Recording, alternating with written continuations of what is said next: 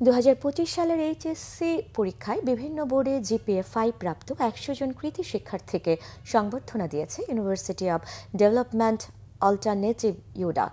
ইউডার অডিটোরিয়ামে আয়োজিত অনুষ্ঠানে প্রধান অতিথির বক্তব্যে বিশ্ববিদ্যালয়ের প্রতিষ্ঠাতা ও চেয়ারম্যান অধ্যাপক মুজিব খান জিপিএ 5 প্রাপ্ত 100 জন কৃতী শিক্ষার্থীকে ইউডায় উচ্চশিক্ষার সুযোগের জন্য ভর্তি ফি মওকুফ এবং অভিভাবকের আয় অনুযায়ী টিউশন ফি নির্ধারণের সুযোগ থাকবে বলে ঘোষণা দেন।